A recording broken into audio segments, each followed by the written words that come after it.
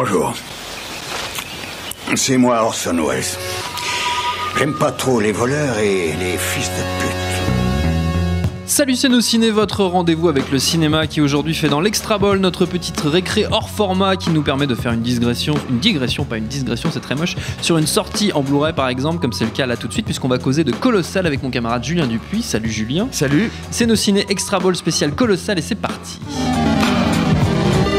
Monde de merde. Pourquoi il a dit ça? C'est ce que je veux savoir. Alors Colossal, c'est donc le dernier film, Julien, de Nacho Vigalondo avec Anna Thaouet et Jason Sudeikis, dans lequel Gloria, qui est donc Anna Thaouet, jeune femme qui sombre tout doucement dans l'alcoolisme, se rend compte qu'elle est, comme qui dirait, connectée à l'esprit d'un kaiju qui vient de surgir sur les côtes sud-coréennes. Est-ce que j'ai bien résumé très bien. Les prémices de l'histoire? Tu es un kaiju étant un monstre géant. Oui, bah quand même. Tout le monde n'est pas forcé d'être versé dans le kaiju égal. C'est vrai. Bon, le kaiju est un monstre géant, effectivement, et donc elle est connectée, en tout cas à chaque fois qu'elle va sur le terrain de jeu de sa ville natale où elle s'est réfugiée. Quand même, je spoil un peu l'histoire. Ça, c'est un peu un spoiler. Raconte-moi. Qu'est-ce que ça vaut? Je pense qu'il faut commencer déjà par Nacho Vigalondo, qui est peut-être pas un cinéaste si connu que ça, en tout cas en France. C'est un réalisateur qui a concilié, on va dire, de façon très grossière, cinéma de genre et cinéma un peu autorisant, en se spécialisant dans les high concept movies, donc qui est un terme bien connu à Hollywood, qui concerne donc ces films portés par un concept scénaristique extrêmement fort. C'est un pitch qui se pose là, quoi, en général. Et ce sont en général des concepts qui ramènent, qui traitent un genre très particulier à travers un angle très particulier aussi, très inédit, très inattendu. Il s'est fait remarquer par un premier film qui est peut-être son meilleur film, je trouve, qui s'appelle Time Crimes, qui est une histoire de voyage dans le temps. Je vous en dirai pas plus, mais il faut le voir, c'est vraiment super intéressant. Il a continué avec un film, alors je suis désolé si j'écorche un tout petit peu le titre, qui s'appelle Extraterrestrial, je crois, qui était une histoire d'invasion extraterrestre, mais vue par un appartement, où il y avait une vie de couple qui toute anodine en fait qui se déroulait là, et son avant-dernier film avant Colossal est un film qui est un peu passé à l'as, je trouve, et qui était vraiment intéressant, qui s'appelait Open Window, qui avait la particularité d'être entièrement raconté du point de vue d'un ordinateur, c'est-à-dire que on était sur l'écran d'ordinateur d'un geek qui était joué par Elijah Wood, qui observait une conférence de sa star favorite. Sa star favorite se faisait enlever, et toute l'histoire c'était comment ce personnage va essayer de retrouver sa star favorite, juste raconté à l'intérieur de l'ordinateur, donc avec plusieurs fenêtres, etc. C'est un film que je vous invite à voir, qui est assez étonnant. Ce préambule était un peu long, mais il explique en fait qu'il y a un mouvement comme ça qui est très logique, et où en général, dans ses meilleurs films, en tout cas pour l'instant, même s'il a une petite carrière, évidemment, ça fonctionne bien, ces films à Nacho Vigalondo, quand le high concept rencontre et est conciliable avec les règles du genre.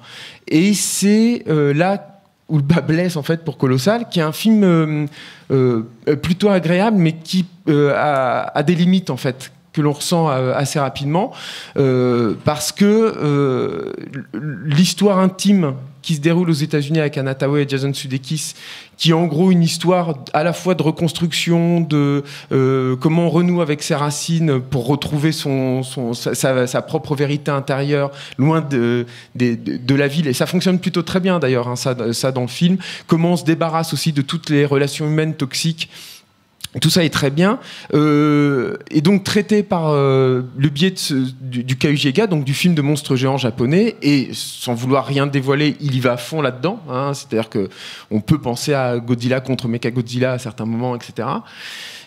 Mais c'est là que ça s'arrête, c'est-à-dire que le problème, c'est que ces monstres géants, ils ont un impact en Corée, et ça n'influe finalement jamais sur l'état des personnages. Les relations qui se nouent de l'autre côté. Voilà, c'est-à-dire que je pense que je spoil rien du tout en disant que un monstre géant, quand il arrive dans une ville surpeuplée, il fait des dégâts, il tue des gens, oui.